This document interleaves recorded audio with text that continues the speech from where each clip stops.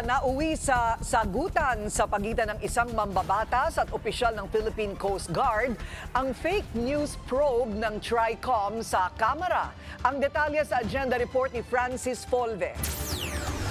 Nagkaharap na sina Commodore J. Tariela, ang tagapagsalita ng Coast Guard sa mga issue sa West Philippine Sea, at si Congressman Rodante Marcoleta sa pagpapatuloy ng TRICOM hearing sa fake news at disinformation online sa Kamara kanina. Bulalas ng kongresista, may mga basher sa online matapos sabihin na there is no such thing as West Philippine Sea. Pero depensa niya, wala pa sa mga mapa ang West Philippine Sea dahil hindi pa natin ito na ipapatala sa International Hydrographic Organization o pandaigdigang patalaan ng mga dagat. Hindi rin naman daw porket South China Sea ay pag-aari na ito ng China, katulad din ng Indian Ocean na hindi naman pag-aari ng India at Gulf of Mexico na hindi rin sa Mexico. Sinasabi nating West Philippine Sea, ito po yung bahagi ng ating exclusive economic zone. Atin po yun, for the record, kinakailangan pong malaman ng lahat. Atin po yun, kahit anong mangyari, we will fight anybody to the last drop of our blood. Atin yun, yun ang ating exclusive economic zone. May pangalan o walang pangalan, atin yun. Pero yung isang Commodore na masyadong emotional, tinawag niya akong traitor, Mr. Chair, nang hindi po niya naiintindihan ang pinanggalingan ng pinag-uusapan dito. Dito rin daw nagugat ang bashing online na sinasabing pro-China siya at iba pang kasama niya sa tiket ng partido ni dating Pangulong Duterte. Bahagi raw ito ng election misinformation, kaya hiniling ni Marcoleta na ipaliwanag ni Tariela ang kanyang pahayag na traidor siya. Called me a traitor, sir. Nasa Facebook po, nasa social media. You said that you did not say that I am a traitor, but it is in the social media. Did you take an effort to clarify that so that you could not mislead people because they might believe that you have said that? It is only now that you are disowning this statement. Mr. Chair. Let's put it on record. I did not use the word traitor in describing your statement that the West Philippine Sea ay kathang-isip lamang po. Let me read my post on X. I stand by the statement of President Bongbong Marcos when he said ang West Philippine Sea ay hindi kathang-isip natin lamang.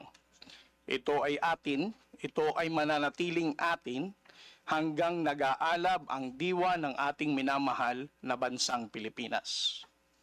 Hearing someone claim that the West Philippine Sea is merely a fabrication of the Philippine government is a disservice and an embarrassment to their entire party, the organization he belonged to, and even their own family. Mr. Chair, sinabi ko ba na katang-isip ang West Philippine Sea? I cannot recall, Mr. Chair. Hindi, kasi ang salita mo dyan, merong nagsabing katang-isip. Sinabi ko ba na katang-isip ang West Philippine Sea?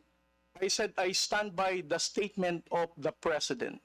I did not mention you said it. Kaya dapat daw magtulungan ng legislative body at Philippine Coast Guard para maipatala na ang West Philippine Sea. Mr. Chair, wala tayong dispute that. Sinasabi ko na nga sa iyo, yung sinasabi nating West Philippine Sea is our own exclusive economic zone. This is ours. You and I should fight for it until the last drop of our blood. Ang sinasabi natin dito, kagaya ng nire-request ng CICC, let us educate our people sapagkat ang alam ng mga tao, lahat tayo, ang alam natin, nakarehistro na. Ang sinasabi ko, hindi pa po nakarehistro.